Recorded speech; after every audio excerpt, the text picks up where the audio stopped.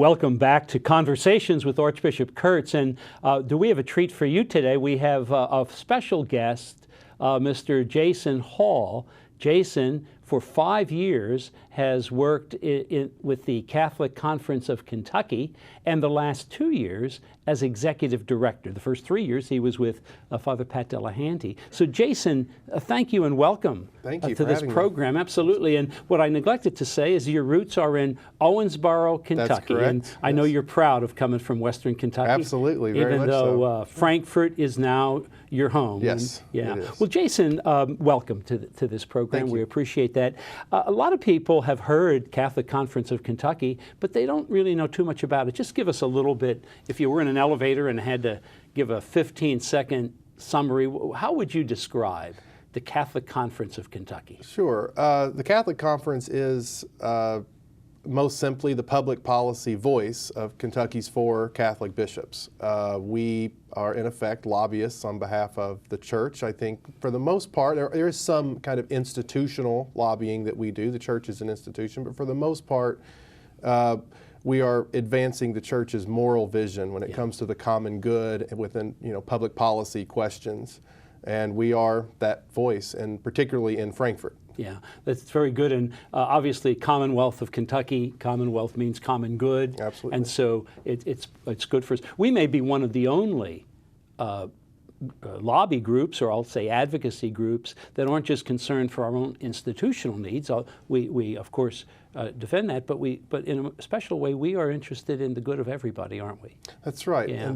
And there are a number of groups that are, nonprofit public interest groups, but I really feel that we bring a very unique voice that's grounded in the Catholic tradition and in the dignity of the human person across the board, and across the spectrum. You know, in many ways, I get out there, or I meet a politician or someone who knows the Catholic Conference of Kentucky, and boy, do you have a good reputation. No, I appreciate that. Yeah, you really do. People, I know you've been on the Hill for a while.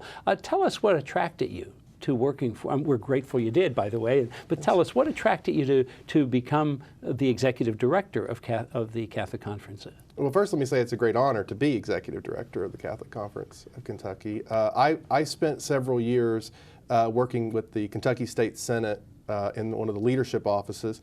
You're an attorney. I'm an attorney by training, but my principal work experience prior to coming to the conference was with the Kentucky State Senate, and so I had that understanding of the legislature and the way the system works and the personalities involved.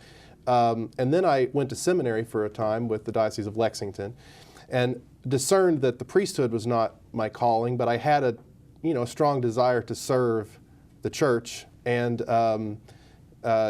fortunately, the opportunity presented itself to be able to serve the church, bring my experience that I had with the political process, with Frankfort state government, and serve the church in my present capacity. And so it's the Lord has set this up very well. I'll tell you, your legal background, you're working on the Hill itself, and then you're having pursued vocation and some grounding in theology. So that's wonderful. If we did have to take a look at some of the issues in 2016 that we'll be dealing with. I know not too long ago we had a meeting of the bishops. And I must say this too, and I know there are many other people in each diocese who forms different committees depending on what the issue is. Sure. But what would be 2 or 3 of the issues that you think, well, these are on the horizon that we're going to be bringing a moral voice to? Certainly. Well, I mean, kind of one of the perpetual issues we consistently work on are, the kind of top line life issues, particularly protection of the unborn, which I believe this session, which has just begun, is going to be. There's going to be a lot of opportunities to advance pro-life legislation. Hallelujah! It's about time. About that. And we also are working on abolition of the death penalty as part of our approach to. And some good progress is actually being made. I believe that's correct. I think there's a lot of hope on that in the near future. And then, school choice has become more and more over the years an issue of interest to yourself and other bishops, and certainly empowering parents to direct the education of their children in a way that respects the family's role as the primary educators of their children.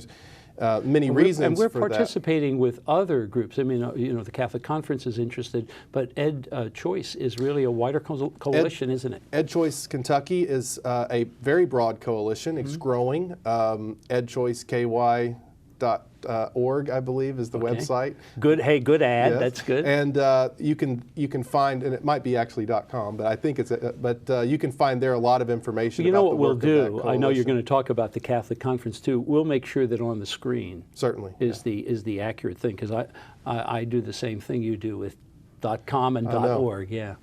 But then also, I would say finally, we have always an interest in those that are economically vulnerable, and we try to speak on behalf of public policies that lift up those who are most vulnerable in society. We're especially concerned, of course, that people get adequate health care insurance. Absolutely, Yeah. yes. Yeah, so I can't say enough about how important is the role of the Catholic Conference. I know we overuse the phrase best kept secret, but in many ways it is, in some ways, the best kept secret.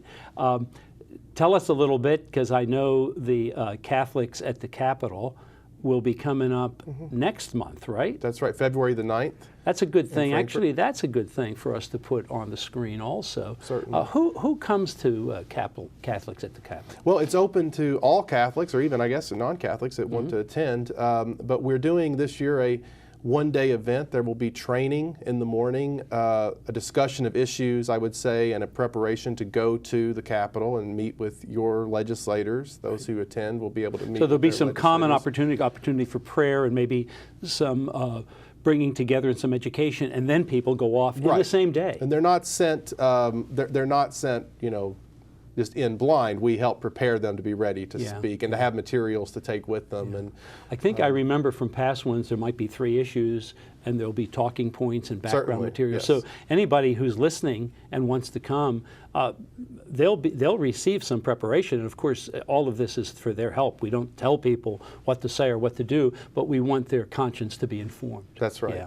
Yeah. Some other things that that the average parishioner might do, Jason. What would be some other things? Someone listening to this program. Certainly. Well, attending events like Catholics at the Capitol, if you're able, is a wonderful way. Also, and you can find information about that on our website, ccky.org.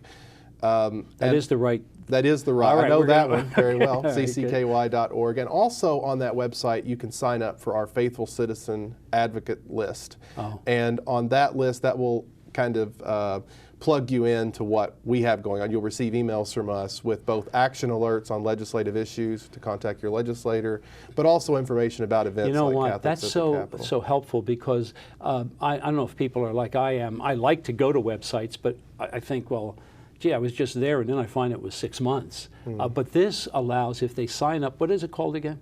The Faithful Citizen Advocate list. Advocate list. So that if they go to the website, they'll see it clearly on where to hit a it's button on the homepage, and sign up for that. Wonderful. That's and great. Also, just very quickly, we're on Facebook and Twitter. You can find us on Facebook by searching Catholic Conference of Kentucky, and on Twitter we're at CC of KY. Good. And that's a great way to connect with us as well. Well, listen, in just a few minutes, we've had a chance to cover the landscape. And let me end by saying a big thank you to you and to Andrew and Karen, who work with you. We're really proud of the work of the Catholic Conference of Kentucky. Thank you. And certainly we're grateful to get the word out to others. So thanks for being with us today. My pleasure. And thank you all for listening and watching this program. And please stay tuned for the final episode of Conversations with Archbishop Kurtz.